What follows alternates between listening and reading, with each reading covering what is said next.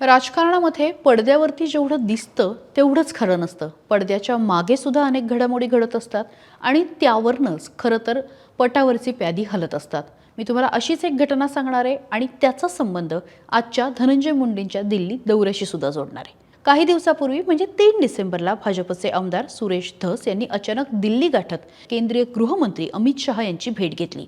त्यानंतर आज मस्साजोगचे सरपंच असलेले संतोष देशमुख यांच्या हत्या प्रकरणातले मुख्य आरोपी वाल्मिक कराड याच्याशी असलेल्या संबंधांच्या संशयाच्या घेरात अडकलेल्या माजी मंत्री धनंजय मुंडे यांनी सुद्धा शहांच्या दरबारामध्ये हजेरी लावली. आणि या दोघांचा एकमेकांशी संबंध आहे का? त्यातच माणिकराव कोकाटेंमुळे कदाचित राज्यामधलं एक मंत्रिपद खाली होऊ शकतं. या सगळ्याबद्दल आपण या व्हिडिओमध्ये बोलणार आहोत आणि याच्यासाठी वार्तांकन केलेलं आहे आमचे प्रतिनिधी जगदीश पानसरे यांनी. राज्यातल्या महायुती सरकारमधल्या राष्ट्रवादी काँग्रेसचे वादग्रस्त क्रीडा मंत्री माणिकराव कोकाटे कोर्टाच्या निकालामुळे चांगलेच अडचणीत आलेत आणि ते अडचणीत आलेले असताना धनंजय मुंडे यांची अमित शहांबरोबर झालेली भेट ही विशेष मानली जाते.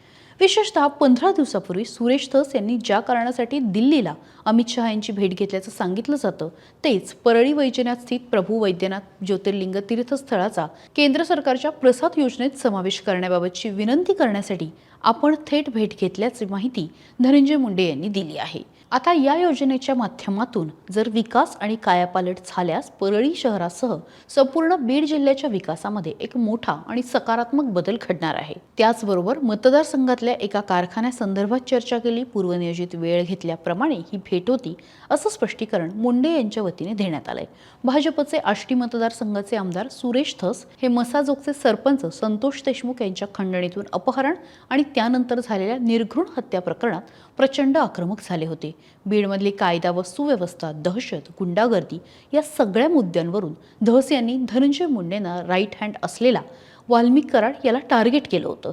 वाल्मिक कराड हाच संतोष देशमुख यांच्या हत्या प्रकरणातला मास्टरमाइंड आहे, आका असल्याचं धस यांनी ठणकावून सांगत न्यायमोर्चाच्या माध्यमातून महाराष्ट्र ढवळून काढला होता.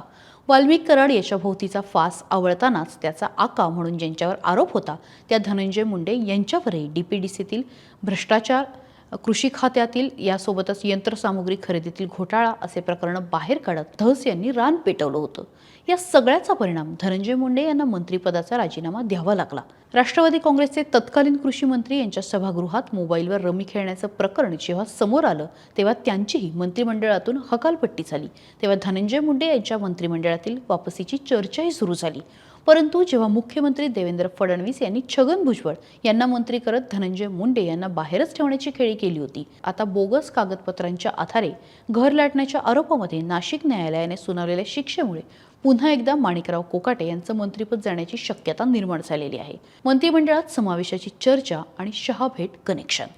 आता सुरेश धस यांनी 15 दिवसापूर्वी दिल्लीमध्ये अमित शहा यांची भेट घेतली तेव्हा धनंजय मुंडे यांच्या कारनाम्यासंदर्भाची चावी फिरवल्याची चर्चा आहे. सध्या दिल्लीत संसदेचं हिवाळी अधिवेशन सुरू आहे.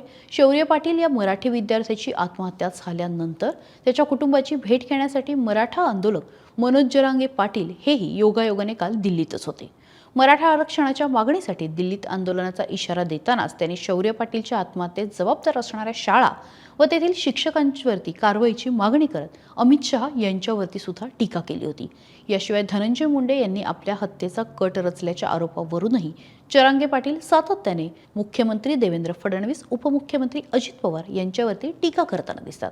जरांगे यांचं दिल्लीत असणं, काँग्रेस आघाडीच्या महाराष्ट्रातील खासदारांनी परळीतील व्यापारी महादेव मुंडे, मसाजोगचे सरपंच संतोष देशमुख यांच्या मारेकऱ्यांवर तातडीने कारवाईची मागणी करत अमित शहांची भेट घेणं हा निव्वळ योगायोग म्हणता येणार नाही. कोकाटे यांच्या राजीनाम्यानंतर कोणाला मंत्री करायचं याची विचारणा देवेंद्र फडणवीस यांनी अजित पवारांकडे केल्याची समजते. अशावेळी धनंजय मुंडे यांनी दिल्लीत अमित शहा यांची भेट घेणं याचे मंत्रिमंडळातील वापसीशी काही कनेक्शन आहे का अशी चर्चा सुद्धा आता राजकीय वर्तुळामध्ये सुरू झाली आहे. धनंजय मुंडे यांच्या गॉगलची चर्चा मराठवाड्यात मोठ्या प्रमाणावरती झाली. मनोज जरांगे पाटील यांच्या टीकेला उत्तर देताना धनंजय मुंडे यांनी आवडला असेल तर घेऊन टाका असा पलटवार सुद्धा केला होता. अमित शहा यांच्या भेटीतही मुंडे यांच्या डोळ्यावर काळा गॉगल होता. नेमकं काय लपवण्यासाठी मुंडे यांनी हा गॉगल घातला होता असा प्रश्न सुद्धा त्यांचे विरोधक उपस्थित करतायत. मुंडे यांनी शहांच्या भेटीसोबतचे जे फोटो त्यांच्या सोशल मीडिया अकाउंटवरून पोस्ट केले आहेत तेही बरेच बोलके आहेत. अमित शहा यांच्या चेहऱ्यावर मुंडे यांच्या भेटीबाबत कुठलेही सकारात्मक हावभाव दिसत नाही. त्यामुळे ही भेट मंत्रिमंडळातील वापसीची होती की धस यांनी फिरवलेल्या चावीनंतरच्या खुलाशासाठी होती हे लवकरच स्पष्ट होईल. मात्र मंत्रिमंडळामध्ये येण्याचा धनंजय मुंडे यांचा मार्ग तितका सोपा नाही आणि त्यामध्ये असणाऱ्या अनेक मुद्द्यांपैकी सुरेश धस हे सुद्धा मध्ये उभे आहेत असंच आता म्हणावं लागेल. या सगळ्याबाबत काय वाटतंय कमेंट बॉक्समध्ये व्यक्त व्हा आणि त्यासोबतच सकाळला लाईक, शेअर आणि सबस्क्राईब करायला विसरू नका. महाराष्ट्रातील सर्व बातम्यांचे विश्वासार्ह व्यासपीठ सकाळच्या सर्व सोशल मीडिया प्लॅटफॉर्मला लाईक, फॉलो आणि सबस्क्राईब करा. तसंच सर्व नोटिफिकेशनसाठी बेल आयकॉन प्रेस करायला विसरू नका.